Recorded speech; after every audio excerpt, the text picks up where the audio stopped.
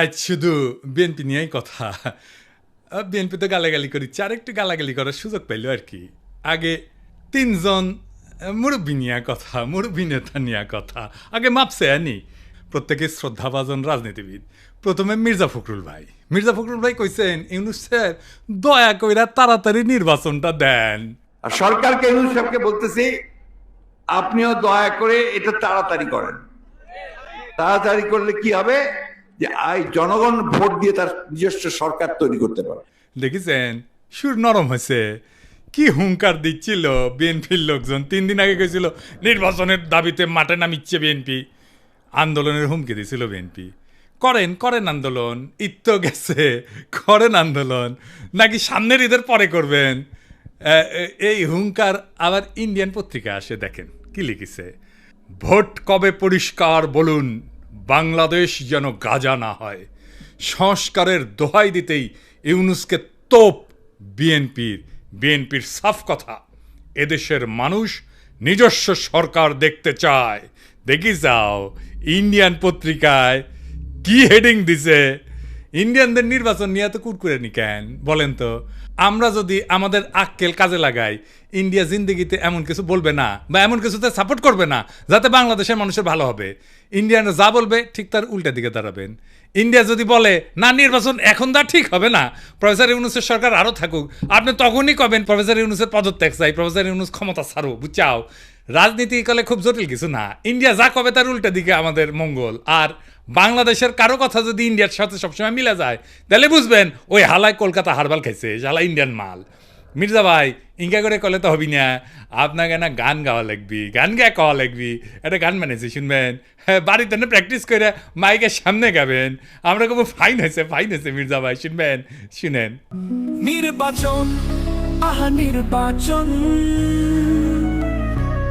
নির্বাচন চাই নির্বাচন, তা না হলে ইউনূস যাবে নির্বাসন। তে হবে নির্বাচন এই ডিসেম্বরে, তা না হলে আন্দোলন রাজপথে ঘরে ঘরে। আর নয় আন্দোলন রোজা ঈদের পরে, এবার হবে হবে ঠিক ডিসেম্বরে নির্বাচন, আহা নির্বাচন। এইবার আসেন দেখি বিএনপি কেমনে ইন্ডিয়ান বয়ান ফেরি করে, সেটাই না দেখি। বিএনপির রিকমেন্ডেশনে হওয়া পররাষ্ট্র উপদেষ্টা তহিদ সাহেব আর বিএনপি নেতার ছোট ভাই জসিম ইয়া ঢিসুম ঢিসুম ঢিসুম ঢিসা আসা না হয়েছে। এডিটার সাহেব এটা দেখান না এই জসিমের ম্যান পিট মেলা দিন দেখি না, এটা দেখান না।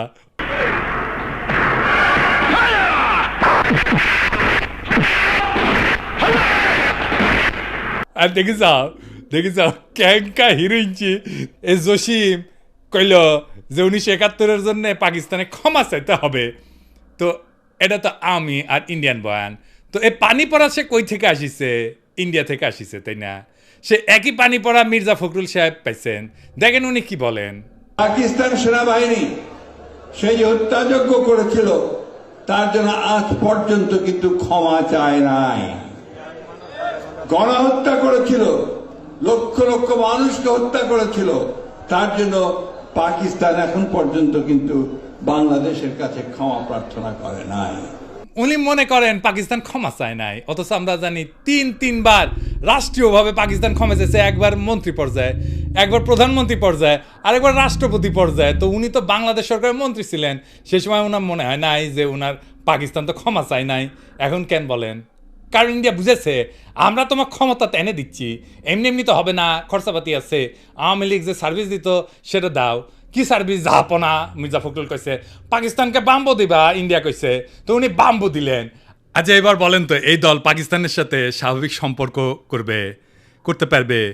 ইন্ডিয়া যে ফ্যাসিবাদ চালাইলো কোনোদিন কইছে বিএনপি ইন্ডিয়া ক্ষমা চাইতে? নাকি বলবে জিয়ারে তো খুন করেছে তাই না? এটা কোনোদিন বলিছে? বলে নাই। কিন্তু ইন্ডিয়া আমাদের বন্ধু দেশ বলতে বলতে মুখে ফেনা তুলে ফেলিছে। দেখেন, ভারত আমাদের প্রতিবেশী, সবচেয়ে বড় প্রতিবেশী, আমাদের বন্ধু। আমাদের যুদ্ধের সময় 1971 যুদ্ধের সময় আমাদের সহযোগিতা করেছিল। আমরা ভারতের কাছে সবসময় প্রত্যাশা করি যে ভারত বাংলাদেশের মানুষের পাশে দাঁড়াবে। যাই হোক মির্জা ভাই, আপনি তো বলেন মুক্তিযুদ্ধ করেছেন, এটি সেই সময়ের গল্প শুনবার চাই। মানে কোটি কোটি যুদ্ধ করেছেন, কোটি ট্রেনিং নিছেন, কারা কারা আপনার সহযোদ্ধা ছিল, কবে অস্ত্র জমা দিলেন, কি অস্ত্র ব্যবহার করেছেন, মানে হাউস আছে কেন পাকিস্তানের উপরে যেমন বিলা, আপনি তো মনে লয় যে সখানিক পাকিস্তানি আমি জয় বাংলা করেছেন, না গল্প করবেন হাউস আছে আমার কলে। চুপি চুপি কই মির্জা ভাই, আপনার উপরে না হেভি স্টাডি করেছি। কেন করেছি জানেন? আপনারা বোঝার জন্যে স্টাডি করে পেয়েছি কি জানেন? না খারাপ কিছু কমু না, আপনার লাইফ হিস্ট্রি কিন্তু ইন্টারেস্টিং। আপনি ঢাকা কলেজের ইকোনমিক্সের টিচার হিসেবে ক্যারিয়ার শুরু করেন, শিক্ষকতার ক্যারিয়ার, পরে ঠাকুরগাঁও কলেজে ইকোনমিক্সের অধ্যাপক ছিলেন, খুবই জনপ্রিয় টিচার ছিলেন, ছাত্ররা আপনার ক্লাস করার জন্য উন্মুখ হয়ে থাকতো, মার্শাল্লাহ। আবার অদ্ভুতভাবে আপনি বাংলাদেশ সরকারের পরিদর্শন এবং আয় ব্যয় পরীক্ষণ অধিদপ্তরের একজন অডিটর হিসেবে কাজ করেছেন। এই প্রফেসর হওয়ার পরে শিক্ষা বিভাগে আবার ডিজি আসিলেন। এমন সেলিব্রেটেড শিক্ষকের জীবন চাইরা অডিটর কেন হইলেন, এটা মিলাইতে পারি নাই। তাই আপনার জীবনের গল্প আপনার কাছ থেকে শোনার ইচ্ছা থাকলো, আমার ক্ষুদ্র ভ্রাতার ভগিনীরা আপনাদের কয়ে রাখি, কারো সম্পর্কে জানতে হইলে এভাবে ডিক করবেন, খুঁড়বেন, তারপরে তাই আপনি ভালো তার ডিল করতে পারবেন। যাই হোক, এবার আরেক বিএনপির সিনিয়র নেতারে নিয়ে আলাপ করি। হ্যাঁ, আমির খসরু মাহমুদ। যে সরকার জনগণের ভোটে নির্বাচিত হবে তারা জনগণের কাছে দায়বদ্ধ থাকবে, জবাবদিহি থাকবে, সেটা যেই সরকারই হোক। কোনো মহামানবকে বাংলাদেশের দায়িত্ব দেওয়ার জন্য বাংলাদেশের মানুষ নির্বাচনে, এই বাংলাদেশের মানুষ আন্দোলন সংগ্রাম করে নাই, ত্যাগ স্বীকার করে নাই। আর কোনো মহামানব কোনো দেশের গণতন্ত্রের সমাধান দেবে, তার জন্য বাংলাদেশের জনগণকে অপেক্ষা করতে হবে, এটা বিশ্বাস করার কোনো কারণ নেই। আমির খসরু ভাই উনি কইছে, নির্বাচিত সরকার জবাবদিহি করবে জনগণের কাছে, কোন মহামানবকে ক্ষমতায় বসানোর জন্য বাংলাদেশের মানুষ আন্দোলন সংগ্রাম করে নাই, ত্যাগ স্বীকার করে নাই। উনি ত্যাগ স্বীকার করেছেন, ওটা ত্যাগ স্বীকারটা এটা দেখে আসেন। হ্যাঁ, আমির খসরু ভাই, আপনি তো ডিসেন্ট মানুষ, আশা করি আপনি ক্ষমতায় গেলে তো বটেই, ক্ষমতায় যাওয়ার আগেও জবাবদিহিতা করবেন, তাই না? আচ্ছা আমির খসরু ভাই, এই যে হোটেল সেরিনা আপনার ছিল তো না? এখন আপনি কইবেন যে আমি মালিকানা ছেড়ে দিছি, কথা সত্য মানলাম, আপনি মালিকানা ছেড়ে দিচ্ছেন। কয়টা জিনিস বলেন তো, যে জমিটা যার উপরে দাঁড়িয়ে আছে হোটেল সেরিনা, এটা তো চট্টগ্রাম স্টক এক্সচেঞ্জের জমি, তাই না? ওই সময় আপনি চট্টগ্রাম স্টক এক্সচেঞ্জের চেয়ারম্যান ছিলেন, তাই না? তো কি কি হয়েছিল আমি বলি খসরু ভাই, কিছু মনে করেন না, আমার কনফিউশন হয়েছে, কনফিউশন দূর করে দাও আপনার দায়িত্ব। আপনি বিএনপির অতি গুরুত্বপূর্ণ নেতা, আপনি জবাবদিহিতার কথা বলেন, আপনার দলের হাতে রাষ্ট্রের দায়িত্ব যাবেন, আসেন কি কি হয়েছিল দেখি, কোথাও ভুলে নিলে ধরে দেন, তাই না? মানুষের ভুল বোঝা ঠিক না আপনারে, তাই না? 1995 থেকে 2001 সাল আপনি তখন, এটা আওয়ামী লীগের আমল, আপনি তখন চট্টগ্রাম স্টক এক্সচেঞ্জের চেয়ারম্যান ছিলেন। এই সময় রাজুক থেকে ঢাকার Banani road number 17 plot number 27 Chattogram stock এক্সচেঞ্জের টাওয়ার নির্মাণের জন্য কেনা হয়, মাশাআল্লাহ। কিন্তু সমস্যাটা হইতেছে, ভবিষ্যতে এই জমি আপনার ব্যক্তিগত মালিকানায় পরিণত হবে। কেমনে হবে? এটা বিশাল স্টাডির ব্যাপার, মেলা সময় লাগিছে কলে, এমন কঠিনভাবে এটা খাইছেন আপনি, মাশাআল্লাহ, জটিলভাবে খাইছেন কলে আপনি। এটা আপনার আমার স্যালুট জানানো লাগে। যদি এরকম জমি জমার লোভ টোপ থাকলে হইনি না আমি কল আপনার ছাত্র হইলাম নি। কি চমৎকার ভাবে যে আপনি খাইছেন এটা। তো জমিটা পাইছেন, রেজিস্ট্রেশন হয়নি এখনো রাজুক থেকে। তো 25শে সেপ্টেম্বর 1999 সালে 74তম বোর্ড মিটিংয়ে চট্টগ্রাম স্টক এক্সচেঞ্জে সিদ্ধান্ত হয় যে প্লটটা ডেভেলপারকে দেবেন। ডেভেলপারটা ঠিক করে ফেলেন, আপনার নাম হচ্ছে গোলাম সারোয়ার। মুশকিলটা হইতেছে উনি আপনার ভগ্নিপতি। তখন প্লটের রেজিস্ট্রেশনই হয় না। রেজিস্ট্রেশন হওয়ার আগে আইনত আপনি ডেভেলপার নিয়োগ দিতেই পারেন না, আপনি ডেভেলপারকে নিয়োগ দেন ওই মিটিংয়েই। এটা একটা প্রক্রিয়ার লঙ্ঘন, কারণ এটা তো আপনার ব্যক্তিগত প্রতিষ্ঠান না। 19শে জানুয়ারি 2000 সালে রাজুকের সাথে রেজিস্ট্রেশন হয় আপনার চট্টগ্রাম স্টক এক্সচেঞ্জের। আপনার চেয়ারম্যান থেকে নিজের ভগ্নিপতিকে ডেভেলপারের দায়িত্ব দিতে পারেন? হ্যাঁ, আপনি মুরব্বী মানুষ, জিজ্ঞেস করলাম আর কি। মানে ধরেন আমি যদি কখনো চট্টগ্রাম স্টক এক্সচেঞ্জের চেয়ারম্যান হই, আমি কি আমার ভগ্নিপতিরে স্টক এক্সচেঞ্জের জমিতে বিল্ডিং বানানোর জন্য ডেভেলপার হিসেবে নিয়োগ দিতে পারবো নাকি পারবো না? এরা কয়া দিলেন আর কি, এনে শুনলাম মুরব্বী মানুষ না। আচ্ছা, এইবার 15 নভেম্বর 1999 75তম বোর্ড মিটিং, মানে একটা পরেই আর কি, এখানে সিদ্ধান্ত হয় যে গোলাম সারোয়ারের সঙ্গে চুক্তি হবে যে চট্টগ্রাম স্টক এক্সচেঞ্জকে উনি বেসমেন্ট এবং 5টা ফ্লোর দেবেন, মানে 6টা আর কি। ভালো কথা, এই 5টা ফ্লোরের কথা মনে রাখেন, বেসমেন্ট সারা 5টা। হ্যাঁ, এরপর 13 ফেব্রুয়ারি 2000 সালে চট্টগ্রাম স্টক এক্সচেঞ্জের বোর্ডকে পাশ কাটায় স্টক এক্সচেঞ্জের সিইও ওয়ালিউল মারুফ মার্টিন এবং গোলাম সারোয়ার আপনার ভগ্নিপতি, এই দুইজনের মধ্যে একটা আনরেজিস্টার্ড চুক্তি হয় যে চুক্তি কখনো রেজিস্ট্রেশন হয়নি। আপনি আগে বোর্ডের মিটিংয়ে ডিসিশন নিয়েছিলেন 5টা দিবেন ফ্লোর, এইখানে আপনি লিখলেন 4টা ফ্লোর দিবেন, এটা কমে গেল আর কি। এইটা অবৈধ চুক্তি এবং জালিয়াতিপূর্ণ চুক্তি। এইখানে পেনাল কোড 467, 468 এবং 471 ধারা লঙ্ঘন হয়েছে, আইনের ভাষায় কইলাম আর কি। তো 74 এবং 75তম বোর্ড মিটিংয়ে গোলাম সারোয়ারকে ব্যক্তিগতভাবে ডেভেলপার হিসেবে নিয়োগের আলোচনা হয়, কিন্তু সিইও যে সিগনেচারটা করলো না যে 4টা মিটিংয়ে, ওইখানে হোটেল সারেনার মালিক হিসাবে তার সাথে এগ্রিমেন্টটা হইল। সারেনাকে তখন হয়নি যখন আপনি বোর্ড মিটিং করেছেন, বুঝছাও। তো এই সিইও ওয়ালিউল মারুফ মার্টিন সে বোর্ড মিটিং উপেক্ষা করে সারিনার সাথে একটা চুক্তি করলো। সে কি পারে? হ্যাঁ, পারে না, তাই না? যাই হোক, স্টক এক্সচেঞ্জের তরফ থেকে আনুষ্ঠানিক বা বৈধভাবে সারিনাকে কোনো দায়িত্ব দেওয়া হয়নি, তাই না? হ্যাঁ, বোর্ডকে পাশ কাটায় যে আপনি সারিনাকে দায়িত্ব দিলেন, এটা আপনি পারেন না।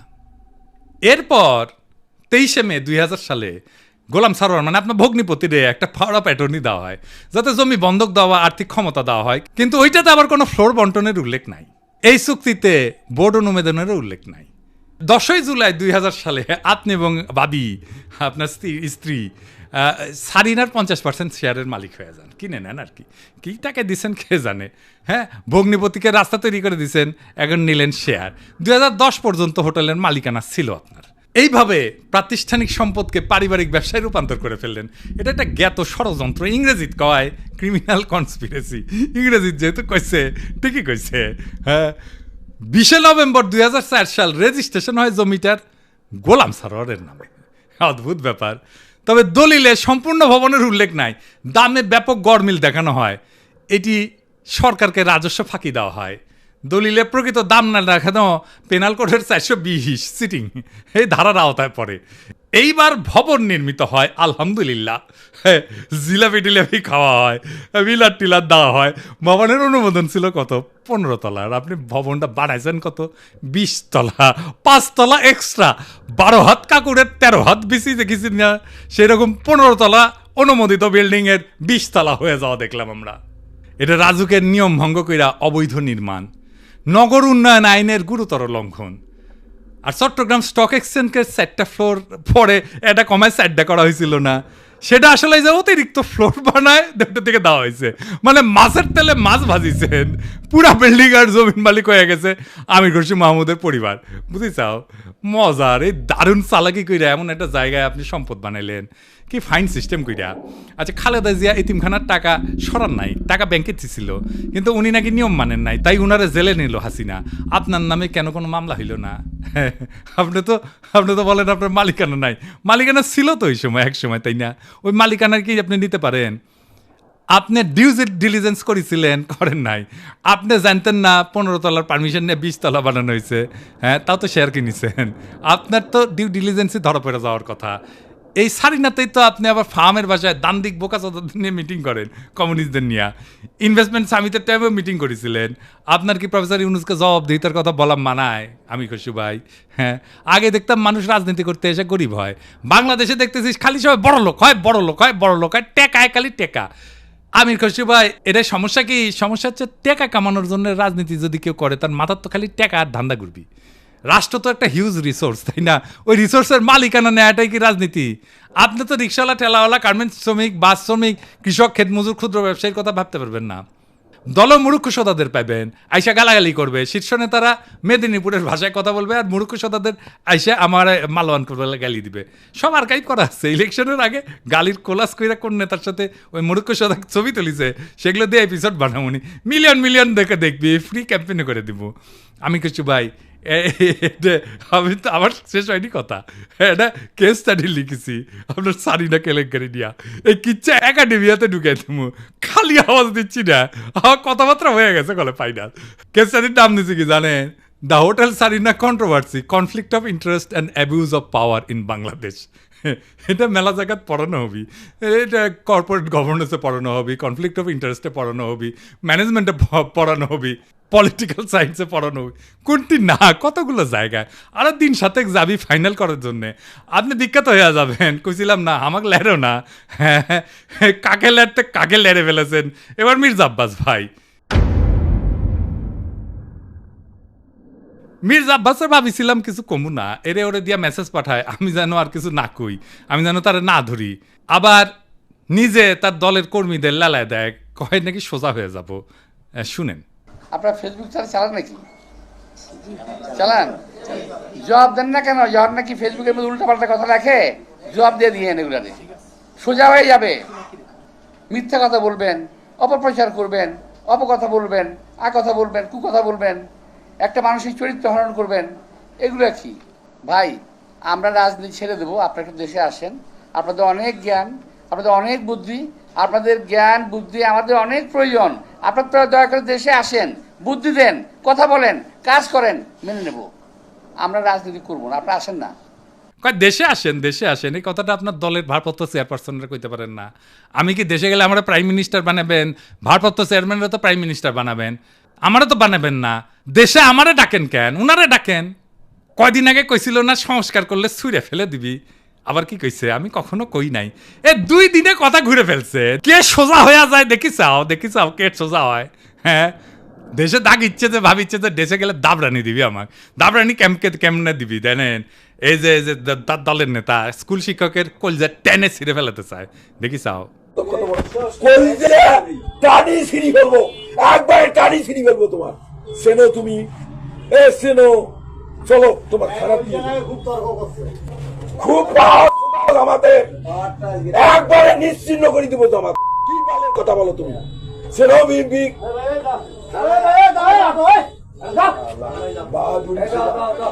তোমার নামে আমি মামলা দেবো।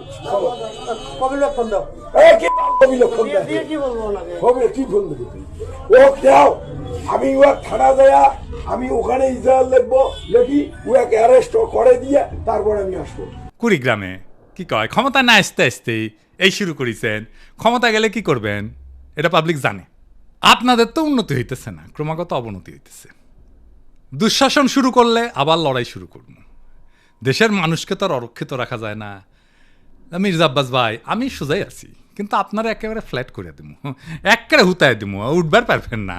এই বুড়া বয়সে আপনি কল্পনা করতে পারতেছেন না আপনারা আমি কোন দিক দিয়ে ধরবো। মিশা কথা আমি কইছি, কোন কথাটা মিশা কইছি কইবেন? হ্যাঁ, কোন সেক্টরে মুক্তিযুদ্ধ করেছেন, কার সাথে যুদ্ধ করেছেন? আমি নানাভাবে ক্রস চেক করিয়া কইছি আপনি বালের মুক্তিযুদ্ধ করেছেন, মুক্তিযুদ্ধের নামে মিথ্যাচার করেছেন। দিন বদলাইছে মির্জা আব্বাস ভাই, শেরের উপরে শোয়াশের আছে। শোনেন মির্জা আব্বাস ভাই, মানুষের 3টা জিনিস ডরায়, এই ডর দেখায় মানুষের শাসন করছেন এতদিন। জানের ভয়, সম্মান হারানোর ভয়, আর সম্পদ হারানোর ভয়। আমার জানের ভয় নাই, সম্মান হারানোর ভয় না, আমার সম্মানই নাই। হ্যাঁ, আপনি কি নিবেন? আর সম্পদ এটাই, এই যে এটা কেড়ে নিতে পারবে না কেউ। আপনার লেসপেন্সারদের পিছে লেগে দিতে পারেন, বালটাও ছিটতে পারবেন না। বাংলাদেশের পলিটিশিয়ানরা দুধে দেওয়া তুলসী পাতা না, সব বিগ শটের আমল নামা বাইর করবো টাই না। এইভাবে এই দুর্নীতি আর দুর্বৃত্তায়নের খাজে খাজে বাংলাদেশের রাজনীতি আজকাল এক অলিক নাট্যশালায় পরিণত হয়েছে, যেখানে দাবি দেওয়া আর আচরণ দুইটা ভিন্ন গ্রহে বাস করে।